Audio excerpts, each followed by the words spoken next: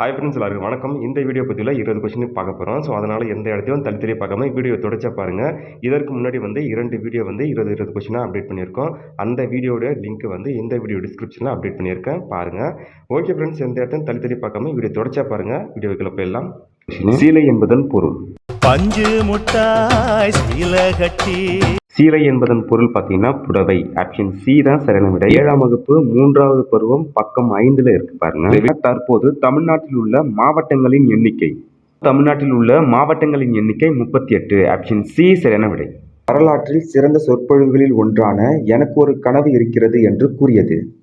I have the pleasure to present to you Dr. Martin Luther King, Jr.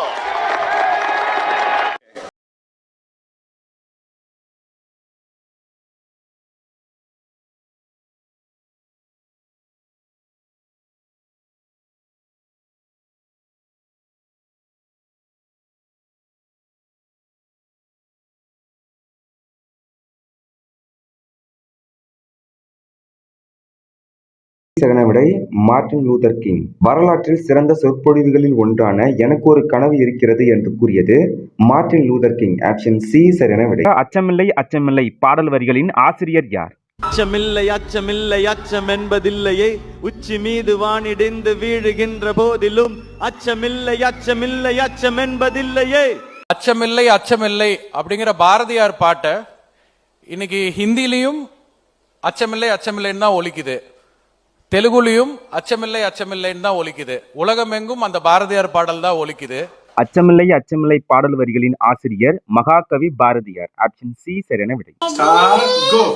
அச்சமில்லை அச்சமில்லை அச்சம் என்பதில்லையே, உச்சி மீது வானிடிந்து வீழுகின்ற போதிலும் துச்சமாக எண்ணி நம்மை தூது செய்த போதிலும் அச்சமில்லை அச்சமில்லை அச்சம் என்பதில்லையே. பிச்சைக்காரர்கள் மறுவாழ்வு திட்டம் எந்த ஆண்டு கொண்டு வரப்பட்டது? 1972. பிச்சைக்காரர்கள் மறுவாழ்வு திட்டம் 1972ஆம் ஆண்டு கொண்டு வரப்பட்டது. யாரால் கொண்டு வரப்பட்டதுன்னு பார்த்தீங்கன்னா முன்னாள் முதலமைச்சர் கருணாநிதி அவர்களால் கொண்டு வரப்பட்டது. மணிப்பூரின் இரும்பு பெண்மணி ஈரோம் சர்மிளா 2017 மணிப்பூர் மாநில சட்டமன்ற தேர்தலில் பெற்ற வாக்குகள் எத்தனை? 16 வருஷம் உண்ணாவிரதம் இருந்த ஈரோம் சர்மிளாவுக்கு வெறும் 90 ஓட்டு போட்ட நாடுறா நம்ம நாடு. ஆப்ஷன் டி சரியான விடை 90 வாக்குகள். மணிப்பூரின் இரும்பு பெண்மணி ஈரோம் சர்மிளா 2017 மணிப்பூர் மாநில சட்டமன்ற தேர்தலில் பெற்ற வாக்குகள் 90 வாக்குகள்.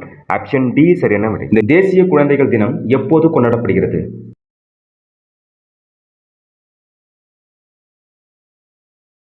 ஆப்ஷன் ஏ சரியான விடை நவம்பர் 14. தேசிய குழந்தைகள் தினம் நவம்பர் 14 அன்று கொண்டாடப்படுகிறது. முன்னாள் பிரதமர் ஜவஹர்லால் நேரு அவர்களுடைய பிறந்த நாள் தான் குழந்தைகள் தினமாக கொண்டாடப்படுகிறது. ஒரு சின்ன பொது அறிவு. பூண்டு மசாலாவா காய்கறியா? பொது அறிவு கேள்வி கேட்டிருந்தோம். அந்த கேள்வியும் பதிலும் தற்பொழுது பார்த்து விடுவோம். கேள்வி என்ன? பூண்டு காய்கறியா அல்லது மசாலா பொருளா? நீதிமன்ற தீர்ப்பு சொல்வது என்ன என கேட்டிருந்தோம். சரியான பதில். இது போன்ற ஒரு வழக்கு மத்திய பிரதேசத்தில் வந்தது. நீதிமன்றம் தீர்ப்பளித்தது. மறுபடியும் மேல்முறையீடு செய்து மறுபடியும் தீர்ப்பளிக்கப்பட்டிருக்கிறது. பூண்டு ஒரு காய்கறி என்று. விவசாயிகள் ஏற்கனவே அரசில் என்ன பண்ணாங்க, மசாலா பொருள் சேர்த்திருந்தாங்க. அதை எதிர்த்து நீதிமன்றத்துக்கு போனாங்க. நீதிமன்றம் பூண்டு ஒரு காய்கறி என்று தீர்ப்பளித்தது. நல்லா கவனிச்சு பாருங்க. இயக்க அமைப்பானது. ஆப்ஷன் சி சரியான விடை அமைப்பு மென்பொருள். இந்த கொஸ்டினை தமிழ்ல படிக்கும்போது உங்களுக்கு புரியாத மாதிரி இருக்க வாய்ப்பு இருக்கு. ஸோ அதே கொஸ்டின் நம்ம ஆங்கிலத்தில் படிக்கலாம். Operating system is a system software. Option C correct answer. ஒரு கிலோ பைட் என்பது எத்தனை பைட்டுகளை கொண்டது? ஆப்ஷன் டி சரியான விடை 1024. ஒரு கிலோ பைட் என்பது 1024 பைட்டுகளை கொண்டது. தற்காலிக நினைவகம் எது? ஆப்ஷன் சி சரியான விடை RAM, random access memory.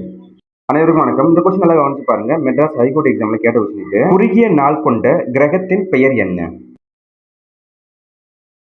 Option C சரியான விடை புதன்.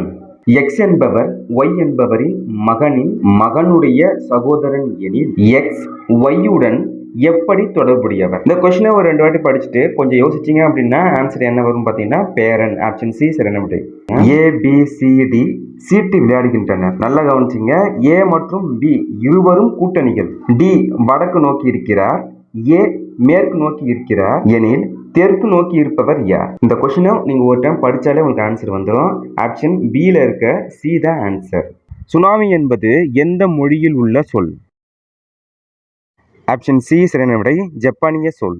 பாருங்க, பேங்கர்ஸ் பேங்க் ஆஃப் இந்தியா என்று அழைக்கப்படும் வங்கி எது? ஆப்ஷன் ஏ சரியான விடை, இந்திய ரிசர்வ் வங்கி. கால்குலேட்டரை கண்டுபிடித்தவர் யார்? ஆப்ஷன் பி சரியான விடை, பாஸ்கல். உலகின் நீளமான ரயில் நிலையம்? உலகின் மிகப்பெரிய ரயில் நிலையம் கிராண்ட் சென்ட்ரல் டெர்மினல். இந்த நிலையம் உலகின் அதிக மக்கள் தொகை கொண்ட நாடான சீனா மற்றும் இந்தியாவில் இல்லை. இந்த ரயில் நிலையம் அமெரிக்காவின் நியூயார்க் நகரில் உள்ளது. உலகின் மிகப்பெரிய ரயில் நிலையத்தின் பெயர் கிராண்ட் சென்ட்ரல் டெர்மினல்.